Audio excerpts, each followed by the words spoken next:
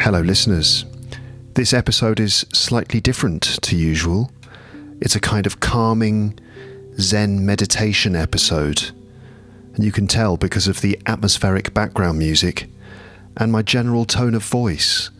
I'm attempting to speak in a calm, relaxing way. Maybe this is the kind of voice that you would hear on a kind of relaxation meditation CD that you bought a few years ago when people used to buy CDs. Maybe you went into one of those new age shops somewhere, you know, the kind of shop that sells candles and incense and little stones that you can put on your belly, which are supposed to make you relaxed. And they also had some CDs. Yeah, so maybe you bought one and you listened to it once and never used it again. Or maybe this is the sort of voice that you would hear in one of those relaxation and meditation apps that you might have downloaded on your phone, but one of the free ones, you know, one that didn't cost any money.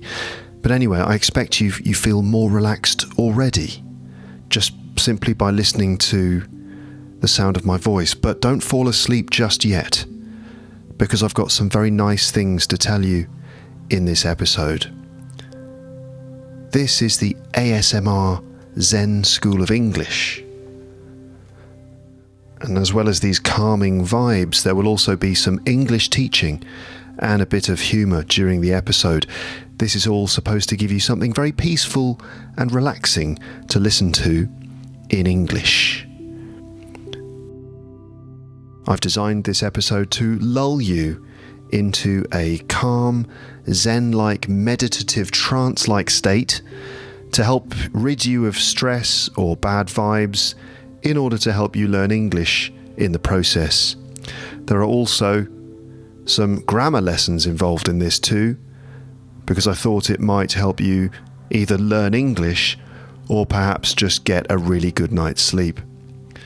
So either your English will improve or you'll just have a really good rest, or maybe a bit of both. In any case, it should be beneficial.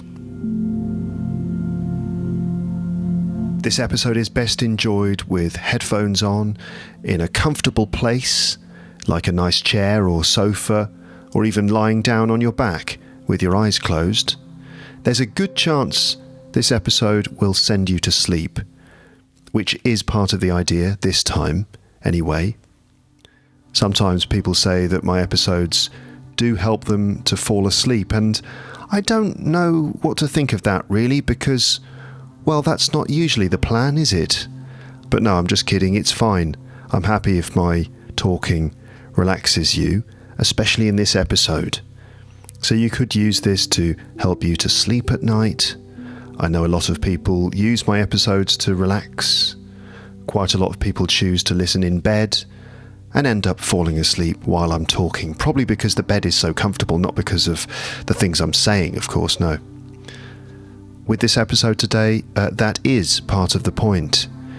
In these stressful times, it's worth taking a bit of time to slow down, if you can, and give yourself a bit of peace of mind. That is the idea today. So relax, get comfortable, and listen on.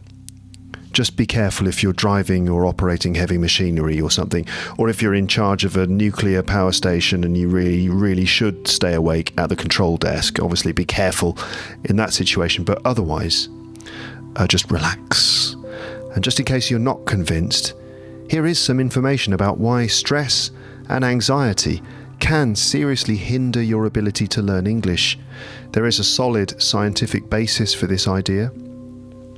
So before we enter the ASMR Zen School of English, here is a breakdown of how this all works, based on research into neuroscience, psychology, and applied linguistics.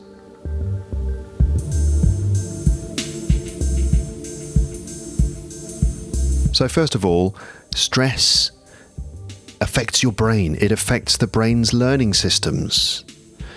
The key brain regions involved in this are the amygdala, which processes fear and anxiety. Then there's the hippocampus, which is obviously where all the hippos sleep in your brain.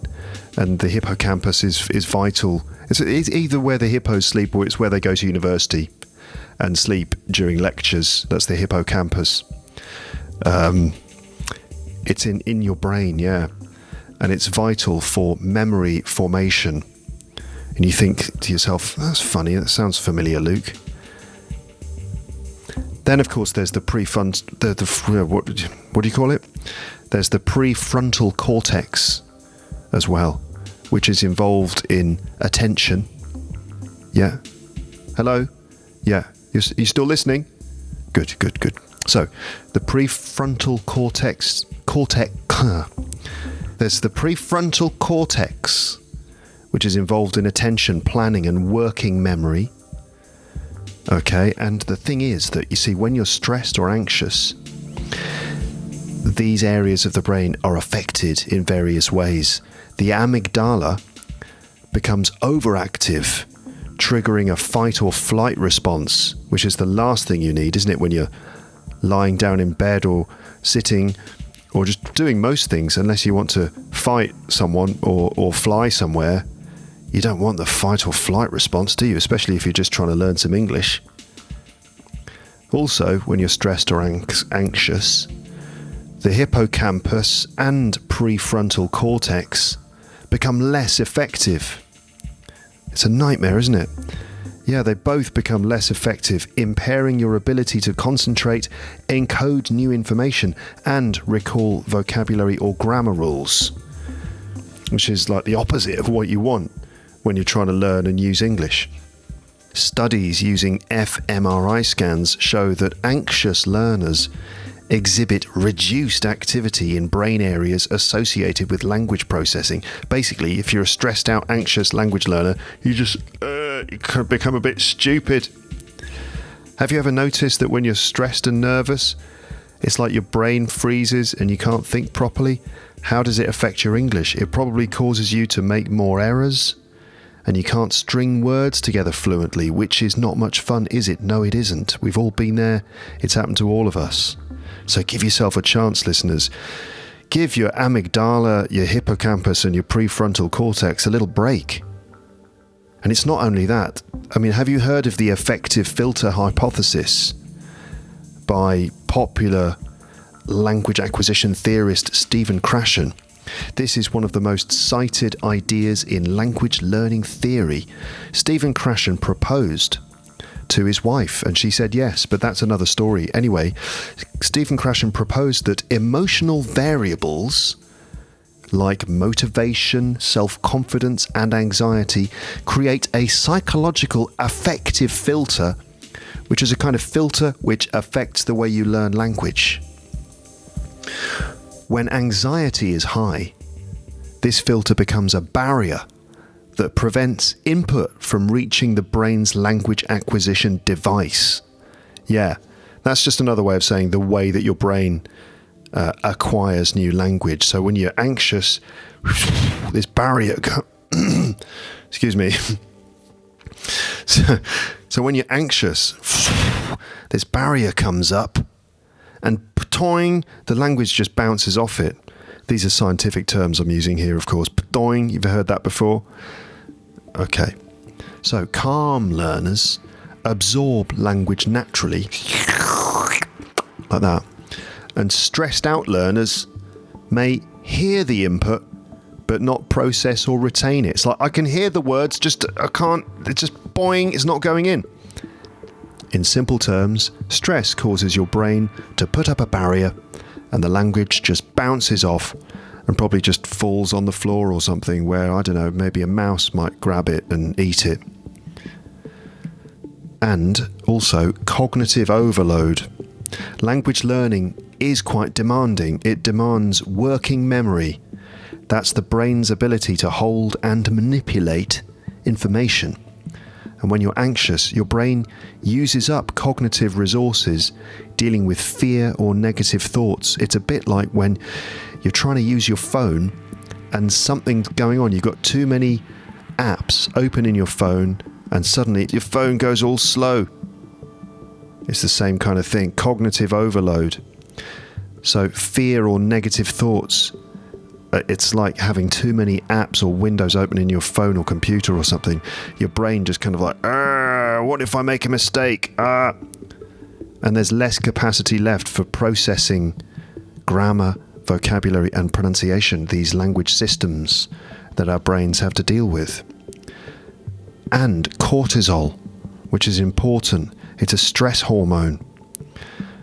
Short-term stress might increase alertness, but chronic stress, that's long-term repeated stress, frequent language anxiety, can lead to high cortisol, which does lots of bad things, including impairing your memory.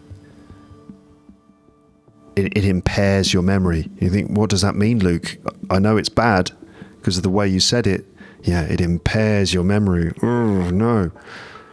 If something impairs something, it just basically reduces its ability to do it properly, right? So high levels of cortisol can impair your memory, reduces learning plasticity. Yeah, plasticity, that ability to flex and adapt and move, right? This is what your brain needs to do. It needs to be quite, what's the word for it? What's like a cat that can jump around and move quite easily? What's the word for that? Yeah, see, I must have some cortisol going on in my brain despite speaking like this, which has meant that I can't think of that word. It's on the tip of my tongue. Oh, how annoying. You know that? Do you have that? Does that ever happen to you, listeners? You're just thinking, oh, I've got a word. It's the perfect word. But I just can't. It's right there on the tip of my tongue, but I just can't remember what it is. Anyway, it'll come back to me. But high cortisol, I must have a bit of cortisol, maybe a bit of residual cortisol in my brain or something, which is stopping me from remembering that word. It impairs memory and reduces learning plasticity, and also makes retrieval of learned material harder, which is, when you freeze up during conversation, you think, oh, what was that? What was that really important stuff that Luke from Luke's English podcast taught me?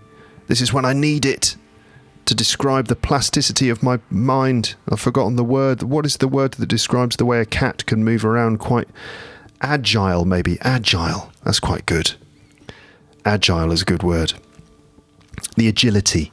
High cortisol reduces your mind's agility, your learning plasticity, your adaptability, your ability to flex, move, and learn new things.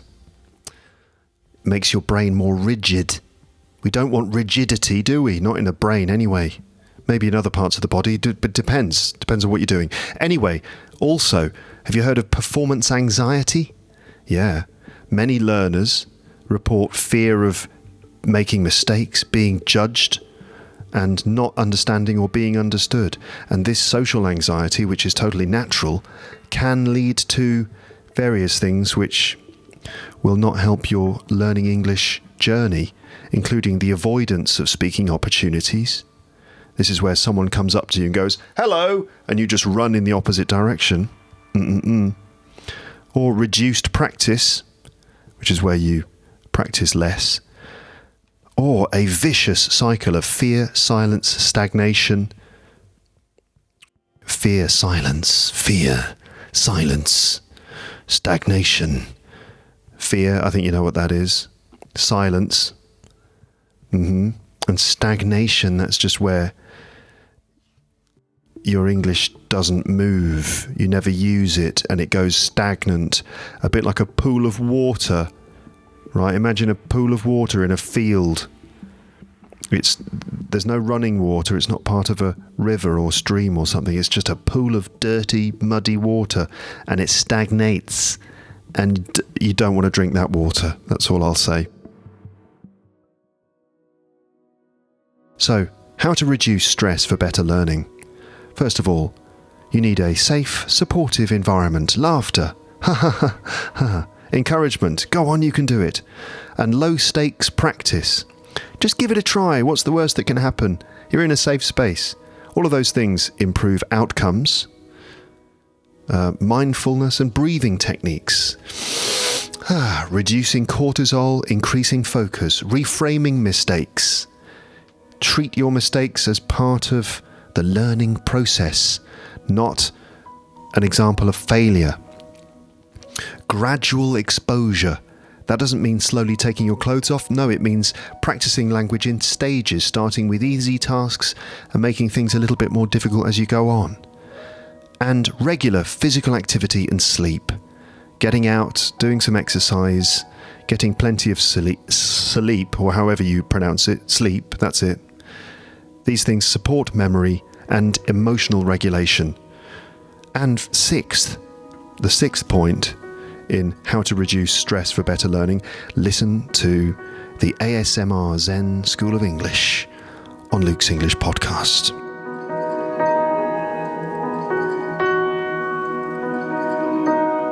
So, with this episode, I just want to create a safe, supportive, low-stress environment where you can immerse yourself in English and just give yourself a chance. The episode is called the ASMR Zen School of English. What is ASMR, Luke? Some of you might be thinking, well, ASMR stands for Autonomous Sensory Meridian Response. Apparently it's an actual physical sensation, this response. Apparently it's a real physical sensation that some people report experiencing in response to certain stimuli. Have you ever heard of ASMR? People who enjoy ASMR for relaxation describe it as a relaxing and pleasant tingling sensation that usually starts on the top of the head, the scalp, and moves down the neck and spine. Ooh, that's nice, you might say.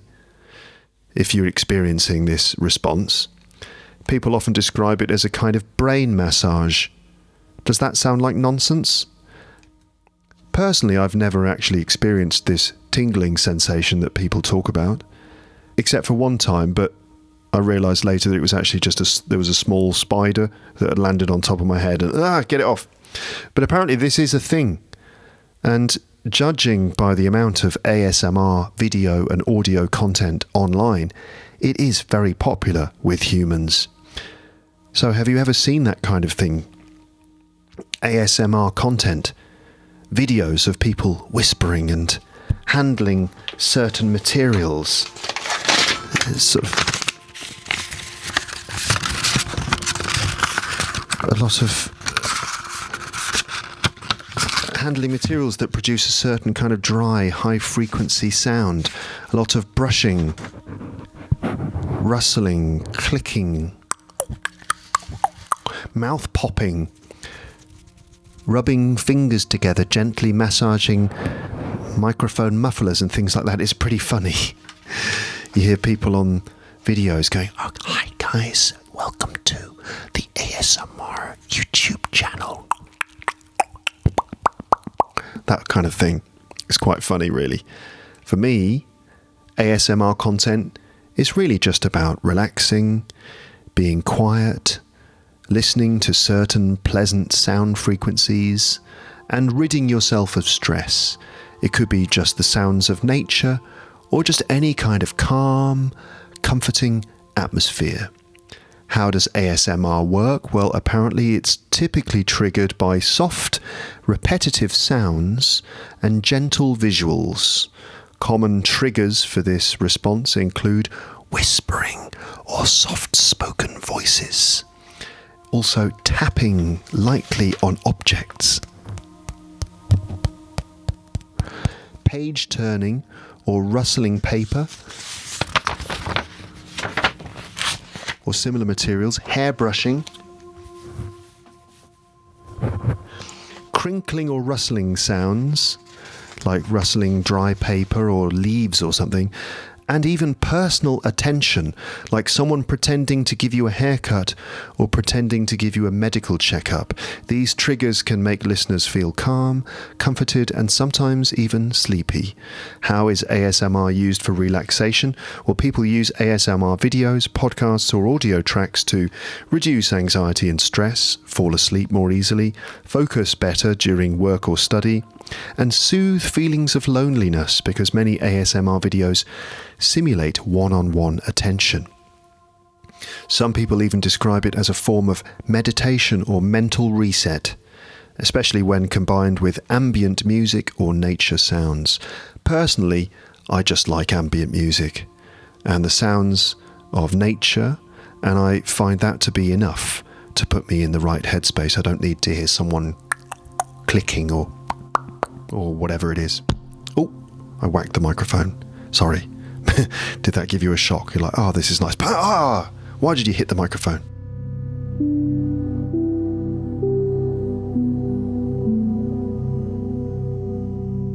Anyway, today, let's combine ASMR, or at least some relaxing ambient sounds, with learning English.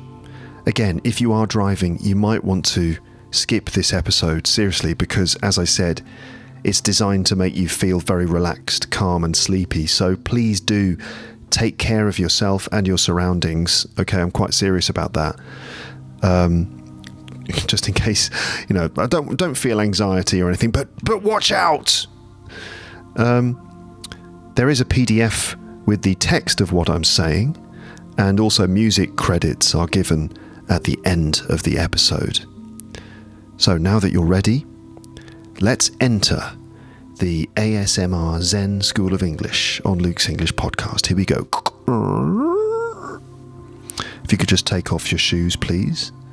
And also, if you could wash your hands before entering, that would be great. Yes, rid yourself of the encumbrances of normal life. Leave your stresses and strains at the door and your coat. If you prefer, you can slip into some more comfortable clothes, but please do stay dressed. Full body nudity would not really be appropriate here. It's not that kind of thing. If you like, you can close your eyes, unless you need to keep them open for whatever reason. Like, for example, if you need to see, or if people around you will think it's weird that you're just there with your eyes closed and you're worried that they're going to say things like, oh, look at that person with their eyes closed. What are they doing? Look, let's steal his phone. Or something like that. So, eyes open or closed, it's your choice. So you can imagine a very peaceful place. It could be a garden, it could be a spa, it could be up in the mountains, or even above the clouds somewhere, far, far above Lapland, where the air is clear and the clouds are soft. That's nice, isn't it? Lovely soft clouds.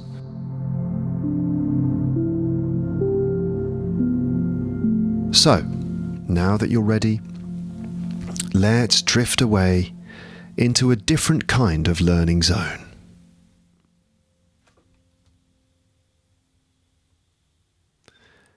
Welcome to the ASMR Zen School of English on Luke's English podcast. This is a place where the mind is calm, your body is still, unless you're listening to this while walking or jogging or something, which some people do. But let's just say here, things here are still.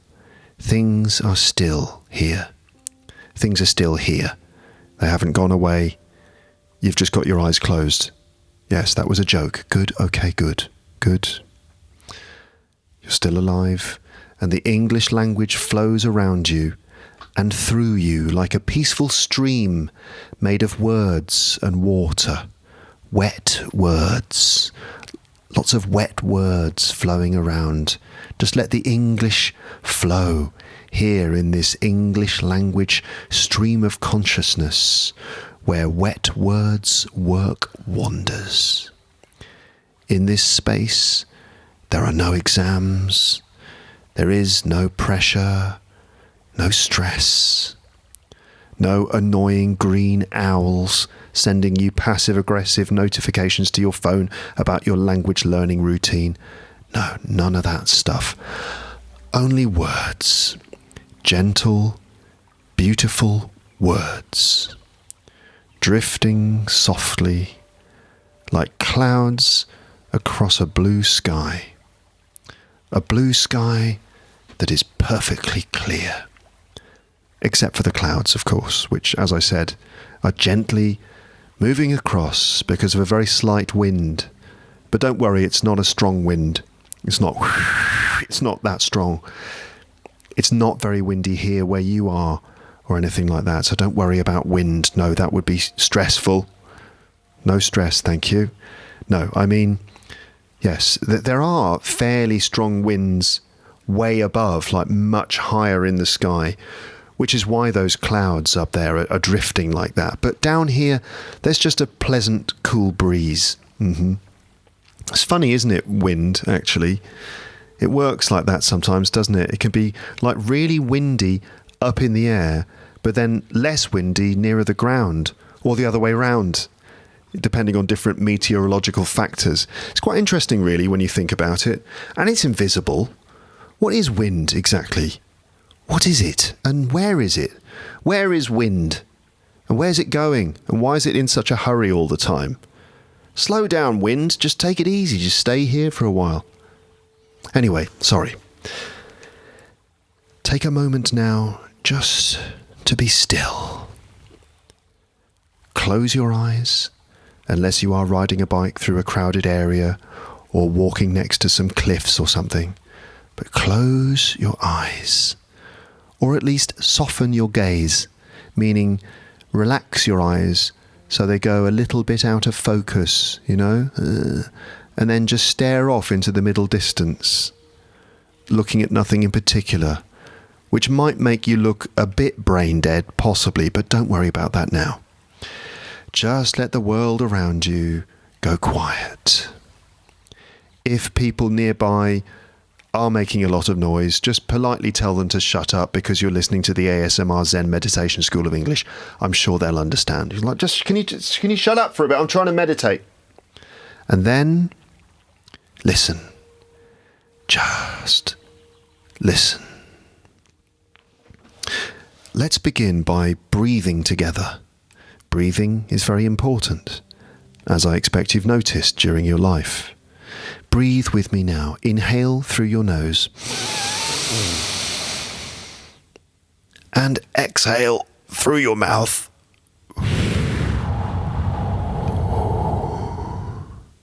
Good. Again, inhale. Hold. And exhale.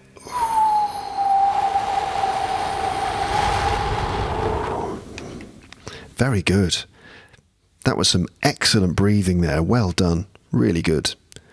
You see, sometimes you learn more than just English on this podcast. You also learn important life skills, like how to breathe.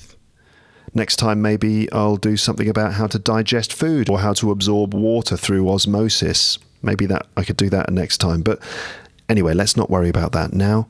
That's another meditation for another time. For now, just breathe and listen. Now, let's begin our journey through English. Each word, each phrase. Not the entire language, of course, that would be impossible. I mean, have you seen the size of the Oxford Dictionary? It's massive. So, no, we're not going to go through every word in the entire language. That would take ages. But let's begin our journey through a little bit of English, like a little corner of it somewhere, like a little garden maybe at the edge of a park in a town, which not many people visit, but it's actually very nice. Something like that, but in terms of English. You understand. Each word, each phrase, a step on a quiet path through a peaceful garden of language.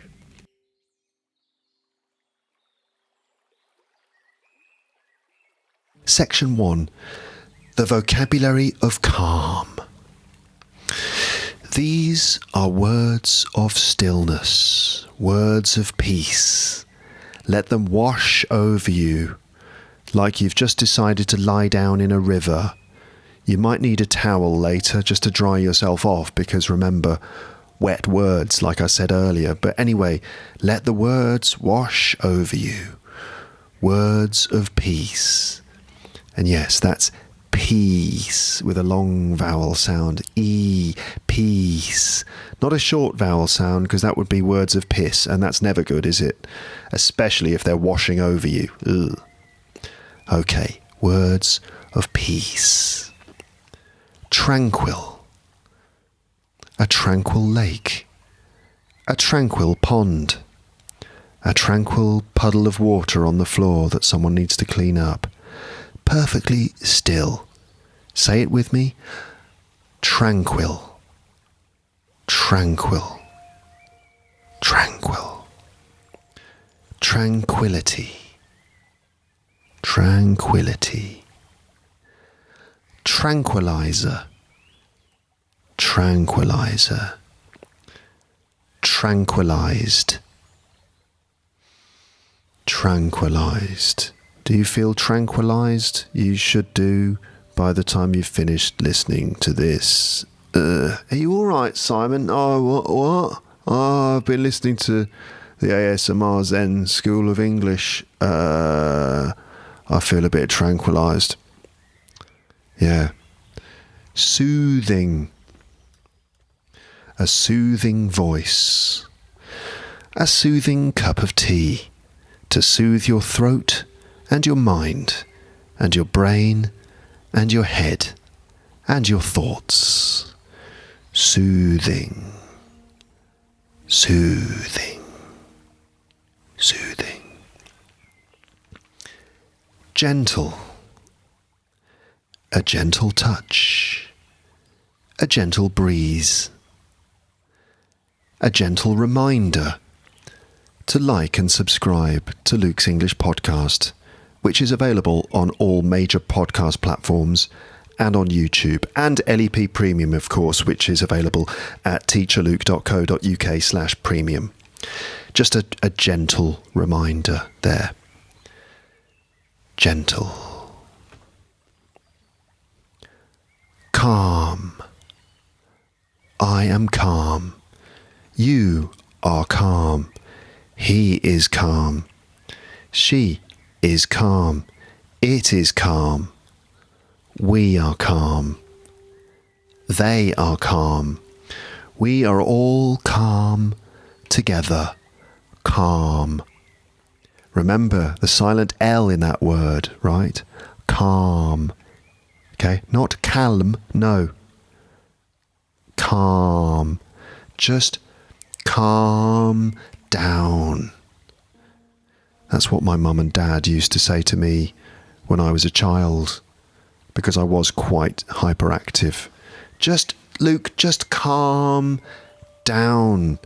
Look, just sit still. Stop fidgeting. Put that down. Put it away. Stop that. Don't do that. Now just stop it.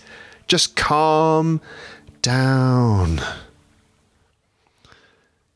The next word is serene. Serene. Serenity. Serenity.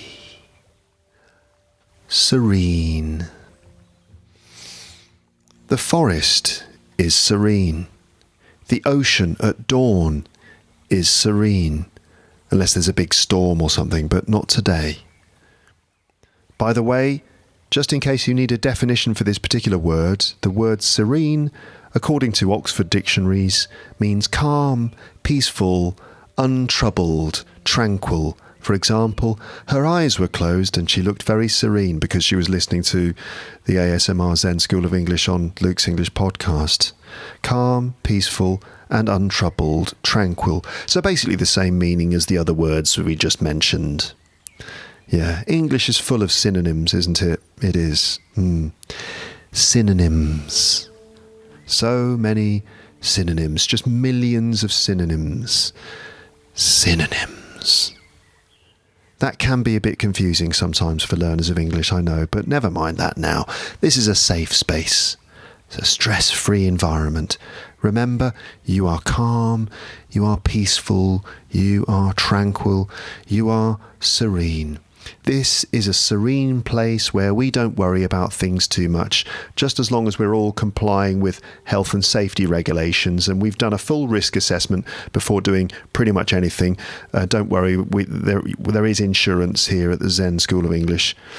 So if all of those bits of admin have been fulfilled, you can just chill out and be serene and peaceful. The moment right now is peaceful. Let these words live in your mind. Let them echo like the soft ringing of a bell. A nice bell, like one in a temple, not a really annoying one like the bell in a school playground, clang-a-lang-a-lang-a-lang, or a massive and really loud bell like Big Ben in London. No. This is a nice, soft meditation bell. Bong. Bong. Bong. Section 2, affirmations in English. Let's now continue with some affirmations. These are short sentences that remind you of what is true and what is possible. You can repeat them out loud or silently in your heart, although that won't be as beneficial to your English, to be honest. But anyway, try to repeat these affirmations with me. I am learning. Slowly, gently, I am learning.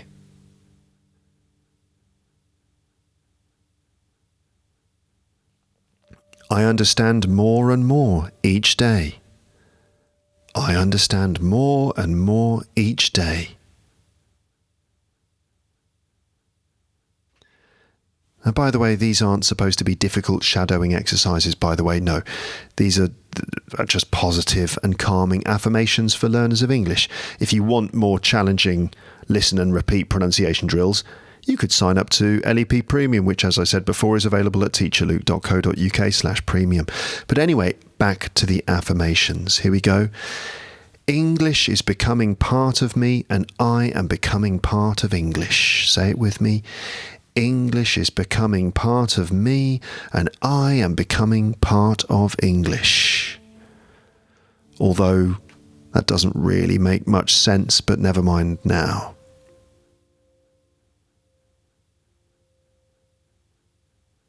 Here's the next one. I relax and I listen. Repeat it. I relax and I listen. I am enough.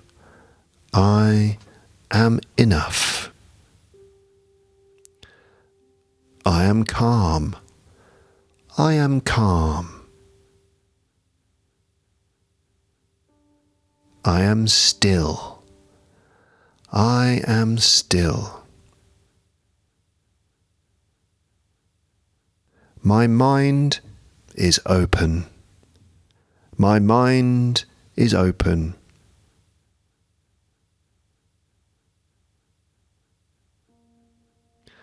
I learn without effort. I learn without effort. Whoops, sorry, just dropped something. I learn without effort.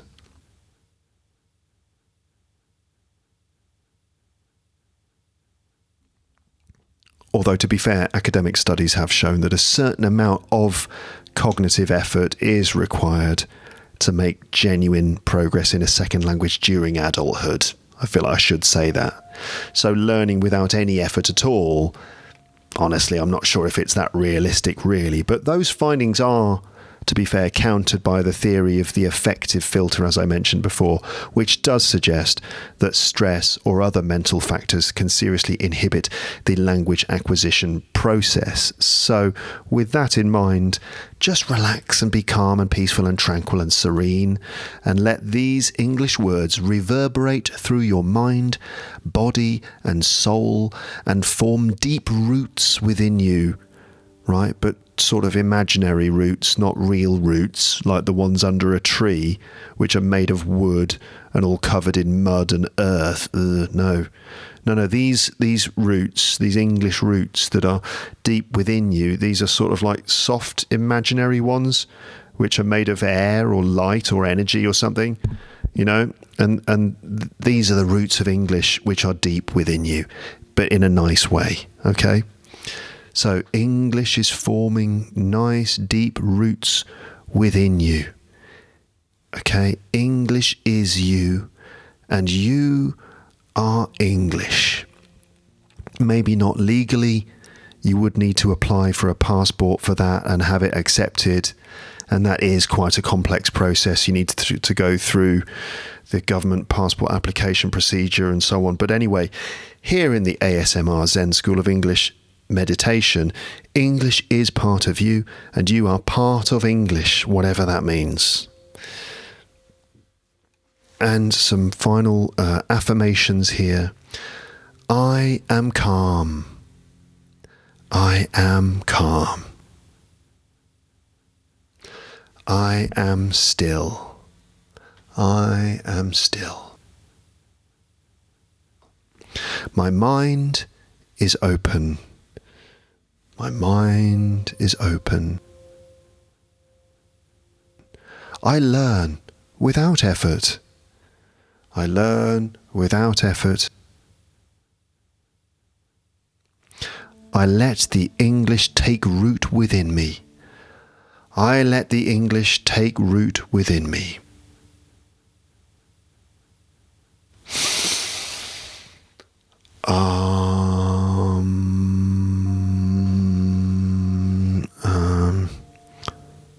Sorry, I forgot what I was going to say there. No, it's gone. Yeah, still can't remember the word for how a cat moves. Agile? Sprightly? I'll get there eventually. Let's move on to section 3. The language garden. A simple story. Now, imagine a garden, a beautiful garden, full of light and colour. It's in England, but don't worry, the sun is shining and it's a lovely day. No rain is forecast today. Yes, that is possible. The weather isn't all that bad here, honestly. So just imagine a lovely garden in England full of light and colour. In this garden, there's a wooden bench. It's a lovely, comfortable one with a nice backrest and everything. And you sit there, peaceful, comfortable. The wood of the bench supports your legs and your back really nicely, and your bum is fine. It's like not uncomfortable at all. It's a really nice bench, this, and it's clean as well. Yeah, no cigarette butts on the floor, or empty beer cans lying around, or bird droppings, which can often be the case in parks in London, for example. I mean, there does tend to be quite a lot of litter around these days, but no, this is not that kind of place. And this bench is lovely, peaceful, comfortable, serene, yes, tranquil. A lovely, peaceful, tranquil, serene, clean bench, and you're sitting on it. Oh, lucky you. You are the lucky one, because, other people wanted to sit on this bench. When you arrived in the park, you could see them. They were going to sit on it, but you got there, you walked extra quickly and you got there first. So, you better enjoy it. Take a look around this lovely garden, this nice park, and oh, look at that, there's a butterfly. Oh, a lovely little butterfly, and it comes down and lands just near you. It's small, it's blue, it stays for a moment, and then just floats away. A bird flutters past, just by you. You look for the butterfly again, but it's gone. Wait a minute, did that bird just eat that butterfly? Anyway, never mind that now. The breeze drifts over the back of your neck. Oh, maybe I should have brought a scarf, you wonder for a moment. Oh, I don't want to catch a cold. I'm in England, and there's a slightly cool breeze on my neck. But then your mind returns to calm, peaceful, tranquil, serene thoughts. Don't worry, you don't need a scarf in the ASMR LEP Zen garden of ambient English meditation. Everything's fine here. You hear some bird song.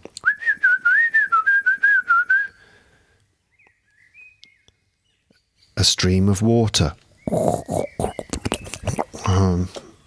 Can't make the sound of water. Stream of water. Okay, you hear some bird song. You hear bird song, a stream of water softly trickling nearby. Everything is quiet. You are safe. You are peaceful.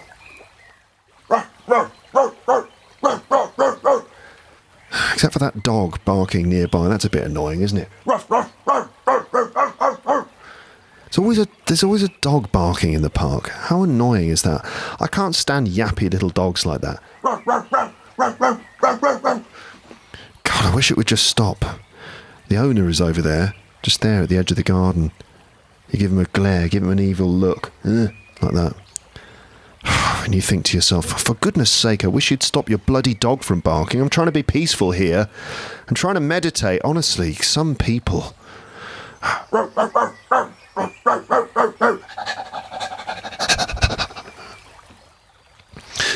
Eventually the dog stops. You breathe in and out.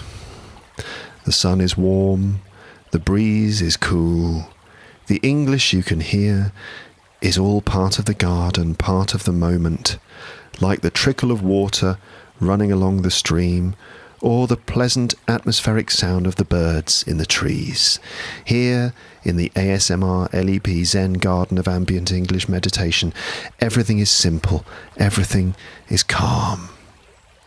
Let's move on now to section 4, the language flow. Useful phrases. Useful everyday English phrases whispered calmly into your ear, but not in a creepy way, in a helpful way. So, let the language flow like a stream.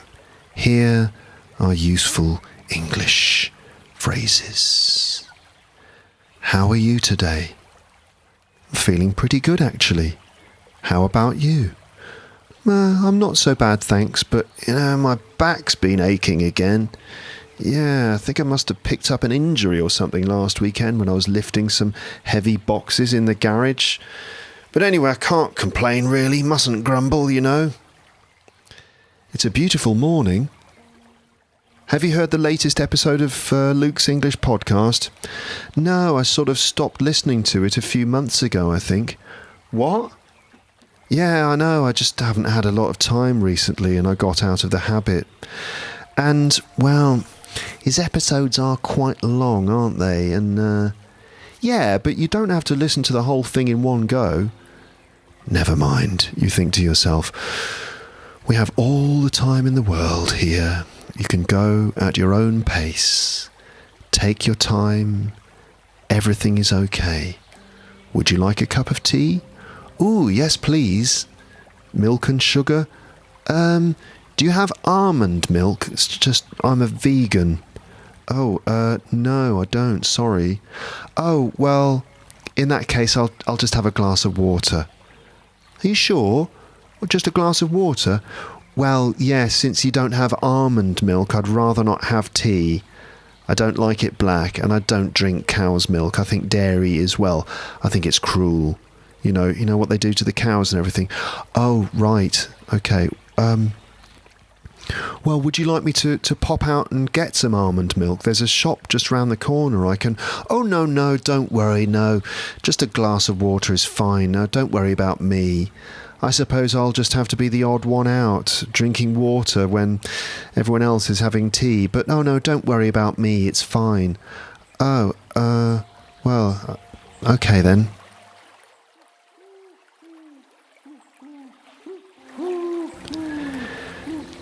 Listen to that lovely bird song. Isn't that lovely? What is that bird? It's a pigeon, I think. What, just a pigeon?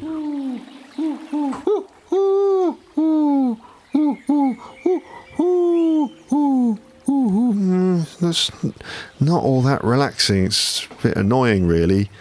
Not the most beautiful of bird songs, is it? The pigeon. But that's okay. Let's take another deep breath, shall we? Yeah, why not? Another deep breath, yeah? Okay, right, here we go. Ready, go? Hold.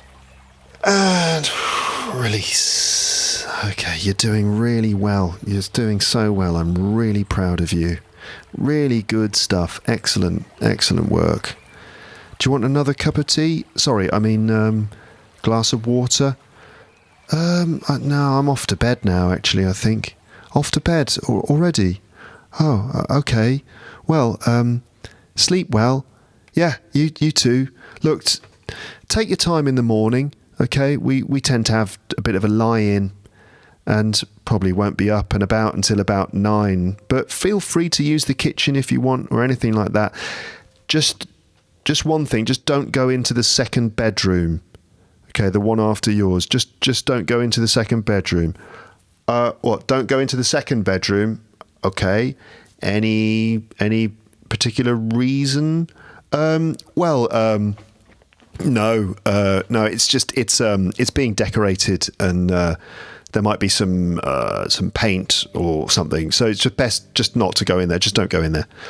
Okay. I'll avoid the second bedroom. A bit weird. Right, so I'll say goodnight then. Okay, good night. See you in the morning. Sleep well. You too. Wake gently. I will. Enjoy the silence. Yes, enjoy the uncomfortable silence. Yes. Shh.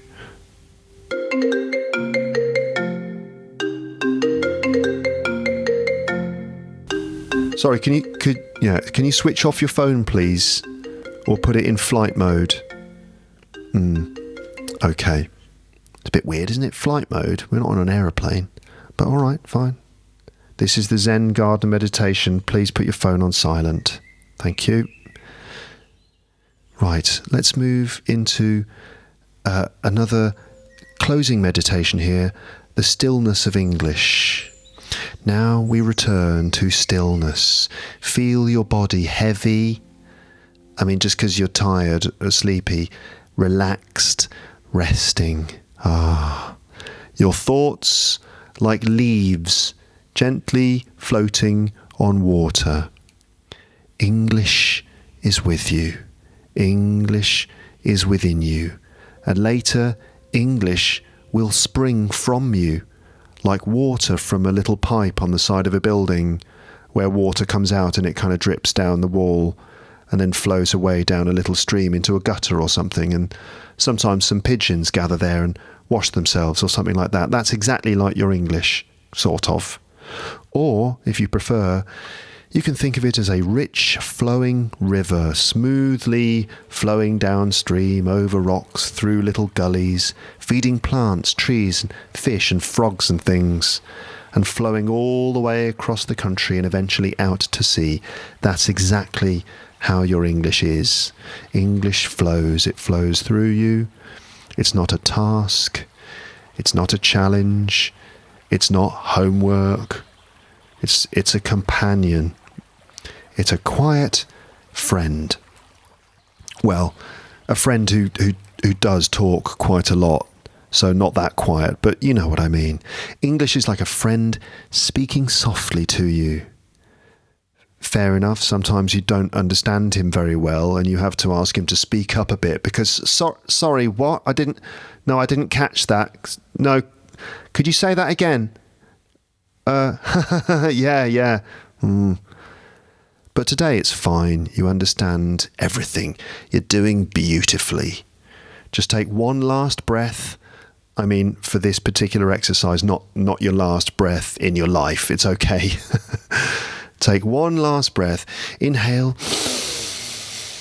Hold and exhale. Let it go. And when you're ready, you can open your eyes and drift off into sleep. Although that doesn't make any sense, does it? Because how can you open your eyes and then sleep? I don't know. But anyway, open your eyes and drift off into sleep or whatever. This has been the ASMR Zen School of English on Luke's English podcast. Until next time, be kind to yourself and remember, the English will be with you always. Hello everyone. Yes, actually this is just a quick break actually. Just in case you want to pop to the toilet, have a cigarette, drink a coffee, maybe not at the same time, of course. Okay, just a little break. Okay, right. Okay, everyone. So it's time to get back into the ASMR Zen School of English now. Yeah. If you've finished it, we've got to get on with it. Right, everyone, back in, please. Back in. Yeah, that's good. That's great. Yes, if you could just come back in. Thank you very much. Yeah, we're going to do some grammar now. Yeah, come on, everyone. Hurry up over there. We're about to start. Okay, off we go. Let's do some grammar. So, all right, everyone. Here is a beautifully boring grammar lesson. Deeply calm, soothing, and utterly mundane. Okay. The subject this time, well, let's go with subject-verb agreement in the present simple tense. Possibly the most yawn-inducing, sleep-friendly topic in all of grammar. Perfect for an ASMR English experience. So here is the ASMR Zen School of English Part 2, Subject-Verb Agreement.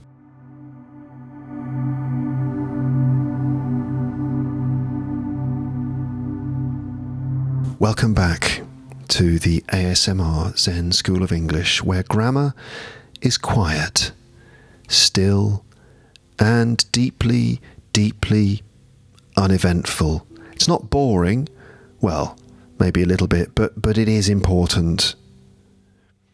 Tonight's journey is into the present simple tense, a peaceful, sleepy place where the subject and the verb agree perfectly. To be fair, subject-verb agreement in present simple tense is pretty basic stuff, but you'd be surprised how often even advanced learners of English who have a wide range of vocabulary and a good understanding of the syntax of English still get basic subject-verb agreement in present simple tense wrong. You know, saying things like he run, it finish. You know, and these are advanced learners. I know. And then there's plural S on the end of plural nouns. I mean, it's just adding an S or an ES onto some words. It's not rocket science. But no, people still get it wrong. Happens all the time. But anyway, yes, sorry. Let's keep this cool, calm, and collected and positive and non-judgmental here in the ASMR Zen School of English. Are you ready? Let's begin.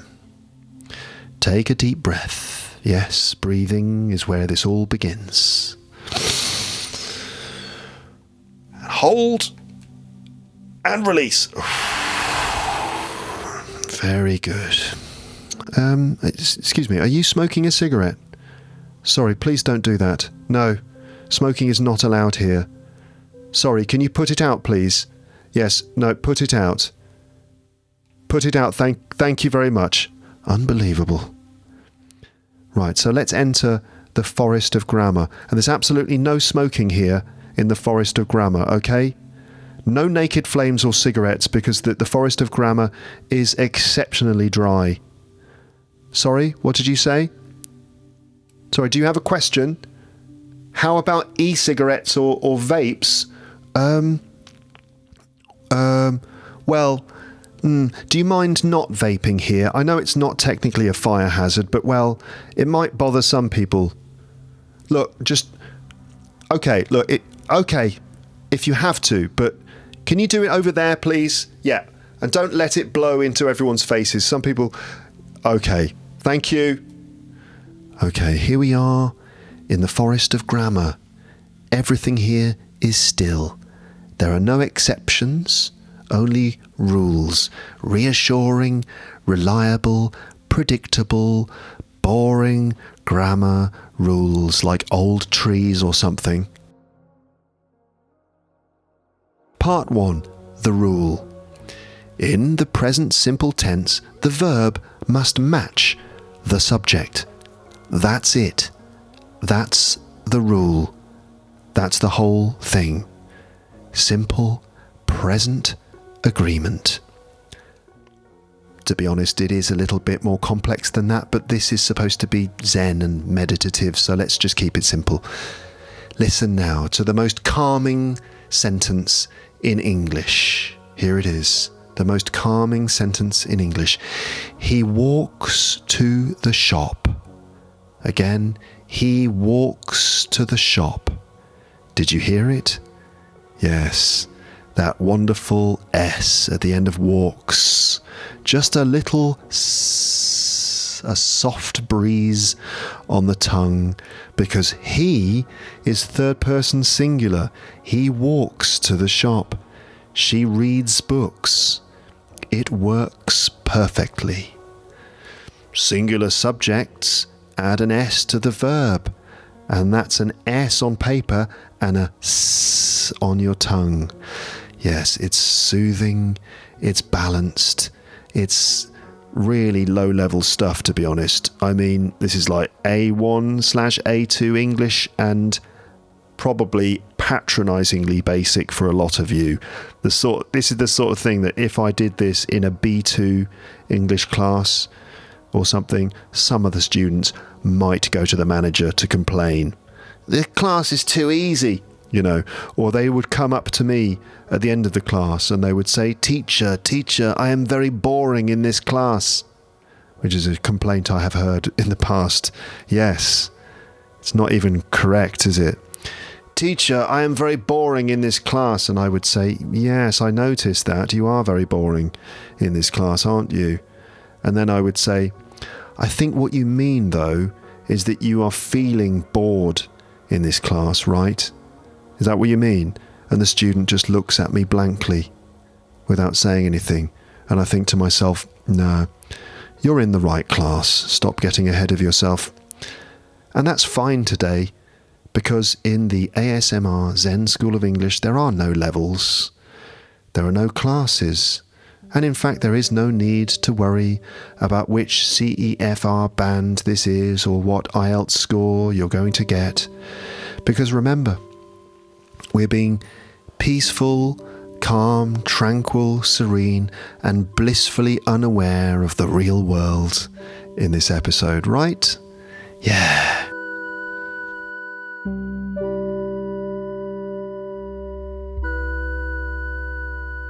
Part 2. The exceptions that aren't really exceptions. Let's whisper a few more. I walk. You walk.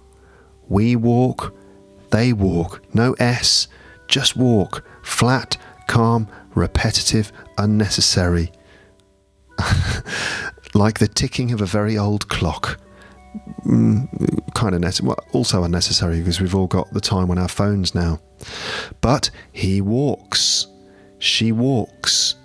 It walks. The S returns. Like a sleepy cat slipping onto your lap.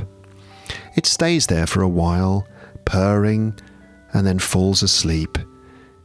Is this still like the third person singular S on verbs in the present simple? Like a cat sleeping on your lap? I've lost track of the metaphor, to be honest, but never mind.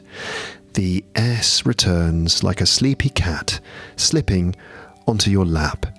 It's nice for a while because the cat is cute and quite warm, and the purring is strangely calming. Like a little motorbike. I can't do the sound of a cat purring. But then, after some time, it does start to get quite uncomfortable with this cat sitting on your lap, and you lose the feeling in your legs because sitting in this one position is starting to cut off the blood circulation a bit, and but you don't want to move and wake up the cat because it's cute, but you do need the toilet, so I don't know what you're going to do. So let's just move on to part 3. Part 3, practice sentences. Let's repeat some sentences together. First me, then you. Here we go. She likes tea. Okay, now you. She likes tea. Next. They like tea. Now you. They like tea. Next. It rains a lot. You. It rains a lot. Yeah, I like tea. You like tea. It rains a lot. These are a bit of a British cliche, aren't they, these sentences? Just tea and rain. It's always the same bloody cliches. Anyway, let's keep going. Here comes the next one. She eats fish and chips. Another one. Who wrote this? Okay, let's do it. She eats fish and chips. She eats fish and chips. And I love grammar. Your turn. I love grammar. Good, you're doing so well. Your subject and your verb are in perfect harmony, like leaves falling gently onto a pond, or a frog jumping into a river or something. Although, to be honest, I'm not really sure how your subject-verb agreement can really be compared to leaves falling onto a pond, or a frog doing anything really, but never mind. It's a nice calm image, isn't it? Just feel free to insert your own Zen-like imagery here, like maybe some fish swimming under the surface, you know. Anyway, let's move on to part 4. This is the warning. Okay, but whispered. The warning. Yes, the warning. Now, I wanted to use a different, less stressful word here, but I couldn't think of one, so I'm just whispering it instead. So, shh, just a little warning. Nothing to worry about. It's been very simple so far, as I'm sure you've noticed. But be careful of tricky subjects. For example, my friend and I go to the park. Not goes. It's not my friend and I goes, but why would it be goes? Well, I don't know. It's just go, because two people means plural. We know that. Sorry, can you not heckle? Can you not heckle the instructor? This is supposed to be a peaceful, safe space. Okay, can you stop smoking, please? Honestly. Let's continue. Also, it's my friend and I go, not me and my friend go. Because you wouldn't say me go to the park, would you? No, you wouldn't, because you'd sound like Tarzan. Me go to the park. Me play ball with foot. No, it's not me and my friend go. It's my friend and I go. Yes, I know this does seem obvious, to be fair, but still. Here's another one. The cat goes to sleep. The cat goes to sleep. One cat, one S. It all makes sense. If you're patient, if you're still, even if you do still need the toilet quite badly now, but you've got this cat sleeping on you, so I don't know what you're going to do, but you're just going to have to let the rules carry you, let them guide you into slumber, into sleep. Just fall asleep. Actually, wait, hold on. No, wake up a moment. Wake up, for goodness sake. We haven't finished. Wake up.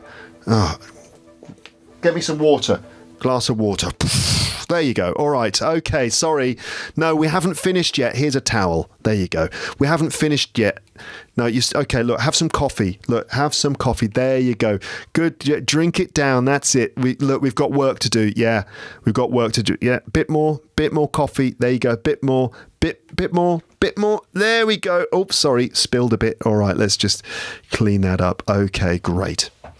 So let's have some final affirmations here, okay? Repeat in your heart, or with your vocal tract would probably be better. I remember the S. Ready? I remember the S. The S is my friend. The S is my friend. The verb agrees.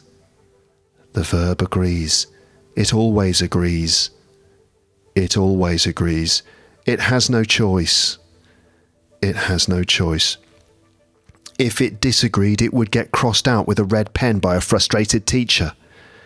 If it disagreed, it would get crossed out with a red pen by whatever. The verb has no choice, and neither do I. The verb has no choice, and neither do I. But that's okay, because I am calm, I'm tranquil, peaceful and serene. I'm calm. I'm transfer, simple and pristine. I can't remember. I am consistent. I am consistent. I love subject-verb agreement. Honestly, I really love it. No, I do. I promise. I really like it more. I love it. Okay, just repeat that. Thank you.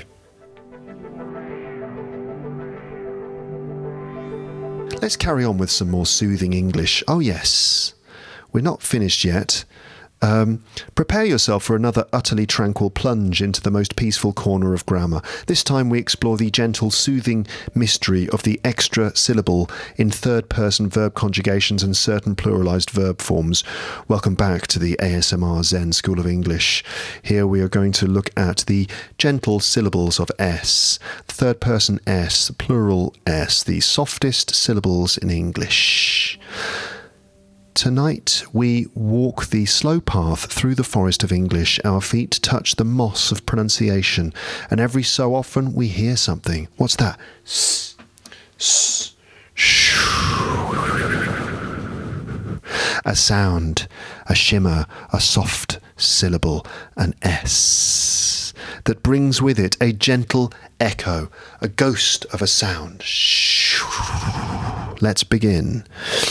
In the present simple, as you know, when we talk about he, she or it, we often add an S to the verb. Usually that S is quiet. It slips on like a silk glove. He reads, she walks, it rains. Just one syllable, calm, unchanged, still.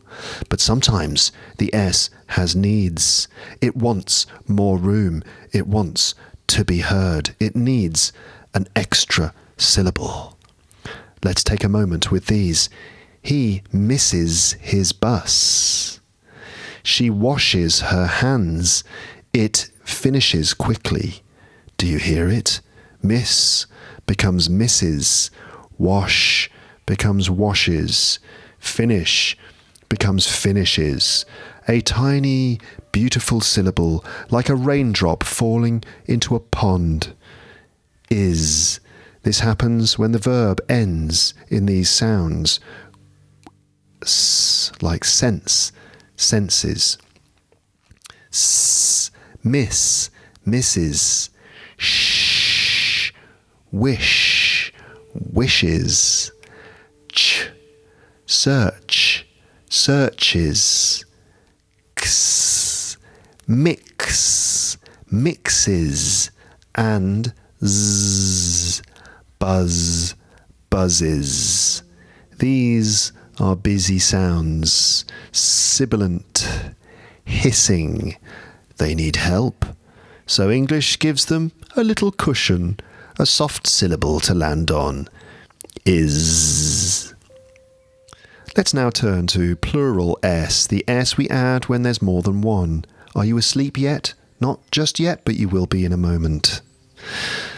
Usually it's so soft. 2 books, 3 dogs, 4 cats, just a breath, just a whisper. But sometimes that same soft S needs help again. Listen. 1 bus, 2 buses. Buses. 1 bus, 2 buses. 1 watch, 2 watches. 1 dish, 2 dishes. Again, that gentle syllable returns. Is, is, is. Just like with verbs, this is harmony, balance, a quiet logic in the language. This is how the Force restores balance to not only the English language, but to the universe. The Force is strong with you. Verbs and plurals, both welcoming the same sound. When things get too sibilant, too hissy, too full, the S needs space, so we give it is. Let's repeat together softly. He passes. He passes. She kisses. She kisses. It buzzes. It buzzes. What does she kiss and what buzzes? What? You what? I don't know. Buses. Wishes, boxes, buses, wishes, boxes. Misses, misses. Finishes, finishes. Dishes, dishes. Do you feel it? The gentle rhythm of is, cradling each word, not loud, not strong, just present. Now, the final affirmation, the Zen of S, of the S. The S is not always simple. Sometimes it whispers, sometimes it sings. I listen for the syllable. I feel the shape of sound. I welcome the is when it comes. I am soft. I am sibilant. I am syllabically at peace. And to end the episode, let's do a gentle listen and repeat exercise. Repeat these lines after me to practice what we have learned. Okay? Here we go. Every morning, Dr. Martinez teaches a class on phonetics. Your turn. Every morning, Dr. Martinez teaches a class on phonetics. Here we go.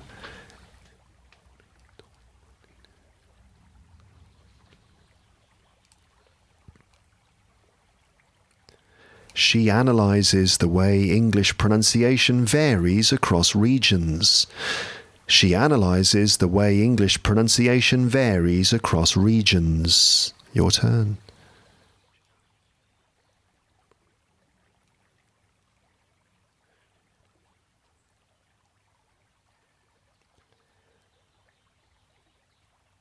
She washes her hands carefully before the lecture. She washes her hands carefully before the lecture.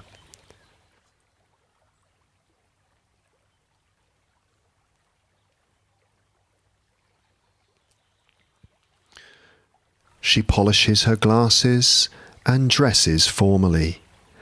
She polishes her glasses and dresses formally.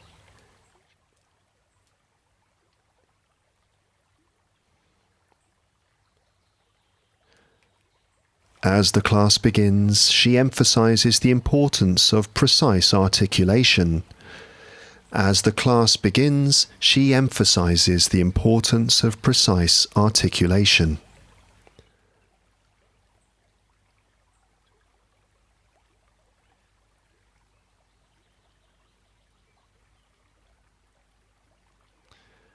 And focuses on the endings of certain words.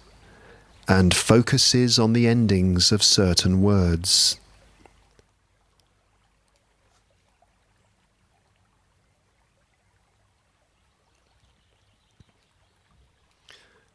She often uses examples from dialect studies and discusses different speech patterns. She often uses She often uses examples from dialect studies and discusses different speech patterns.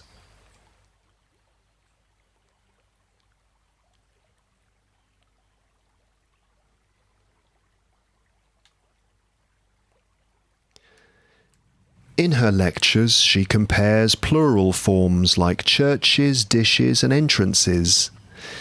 In her lectures, she compares plural forms like churches, dishes, and entrances.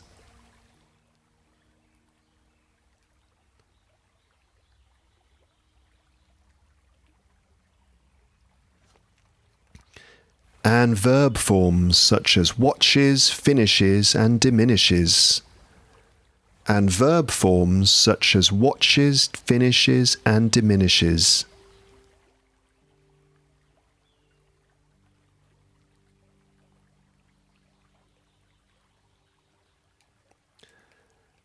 The class applauds when she demonstrates tongue twisters. The class applauds when she demonstrates tongue twisters.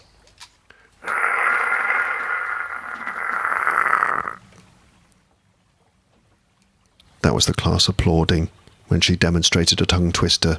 Peter Piper picked a pack of pickled peppers. She sells seashells on the seashore. The shells that she sells are seashells, I'm sure. And if she sells seashells on the seashore, the shells she sells must be seashell shells. The class applauds when she demonstrates tongue twisters. Or recites passages filled with tricky sounds. Or recites passages filled with tricky sounds.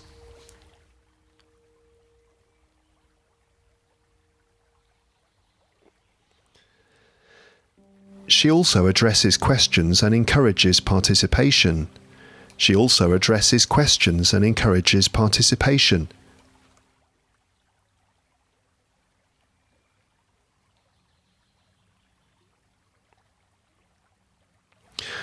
Her office contains dozens of boxes, shelves full of theses, and piles of marked quizzes.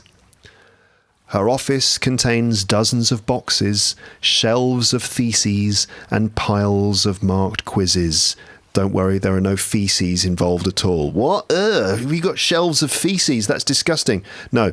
Her office contains dozens of boxes, shelves of theses, and piles of marked quizzes. Yeah.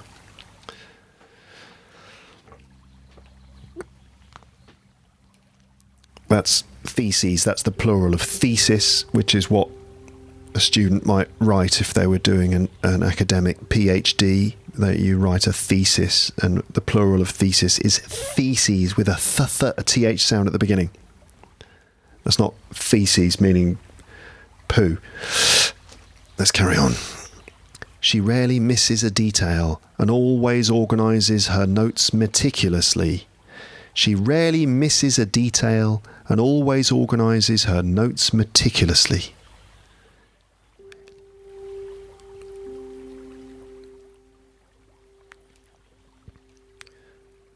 Her methodical style impresses her students, and her enthusiasm energises the classroom. Her methodical style impresses her students, and her enthusiasm energises the classroom.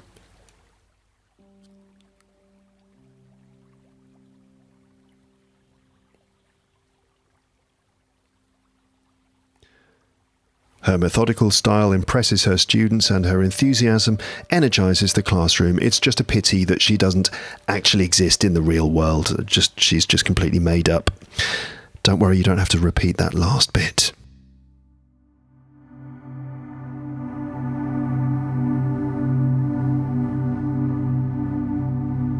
So, everybody, this has been the ASMR Zen School of English on Luke's English podcast, where even confusion and nonsense are quite nice. So, until next time, stay curious, stay calm, peaceful, tranquil, serene, gentle, soothing, and zen. And don't forget, if you enjoyed this episode, you could gently massage the like button, or maybe just rustle some paper up against it or something, and subscribe to the podcast and consider signing up to LEP Premium, but there's no pressure or anything like that. And if you are still conscious, you could perhaps consider leaving a comment in the comments section. Perhaps you could share your own methods for staying calm and peaceful, or how you manage stress while learning English. And to prove that you're not a skeleton with headphones on, leave a comment with any of the key words from this episode, which I suppose must be calm, peaceful, tranquil, and serene. This episode has been just a bit of fun, but also hopefully a chance to relax a little bit and maybe just have a bit of a laugh. But anyway, next time it'll be back to normal podcasting. And by the way, listeners, do you remember the word I couldn't remember earlier on in the episode? The word that basically describes the way that a cat can move quickly and easily. I couldn't remember the word earlier. Well, I've remembered now. The word I was trying to remember was the word nimble. Yes, nimble. N-I-M-B-L-E. Cats are nimble because they can move quickly and precisely. They can jump out of the way they are agile, they are nimble. And if you remember, cortisol is a stress hormone which prevents your mind from being nimble. When our brain is flooded with cortisol, we get frozen or blocked and we can't learn or think very clearly. So hopefully now, at the end of this relaxing episode, the cortisol is far, far away from your brain and you're feeling not only relaxed and zen-like, but also your mind is nice and nimble and full of plasticity, which is always what you want, isn't it, in your brain? Plasticity. Well, I hope that I've given you a little bit of extra plasticity with this episode, allowing you to be as nimble as you possibly can in order to absorb as much of that precious English as possible. You're welcome.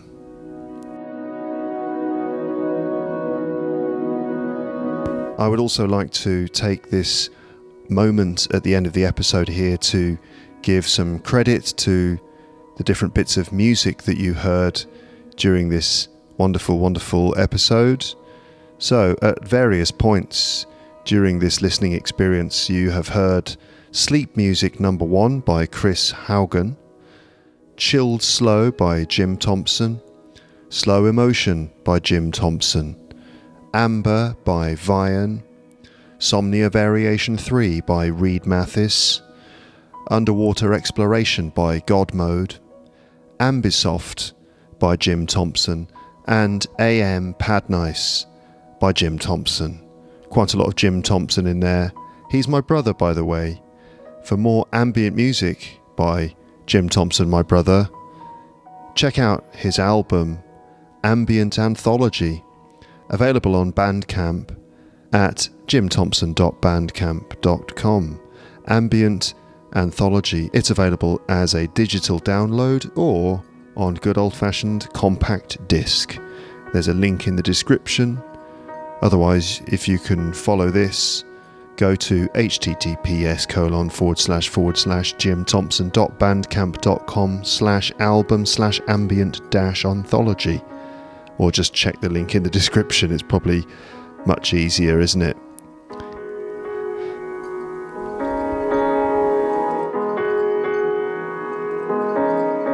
But everyone out there in podcast land, stay cool, stay calm.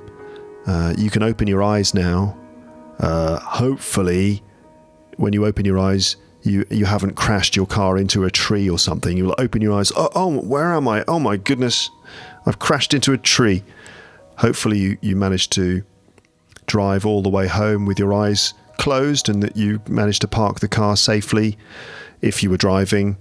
But in any case, well done. You got to the end of the episode. You survived. You're one of the lucky ones. But until next time, everyone out there, thank you for listening. And now I will just say goodbye. Bye. Bye.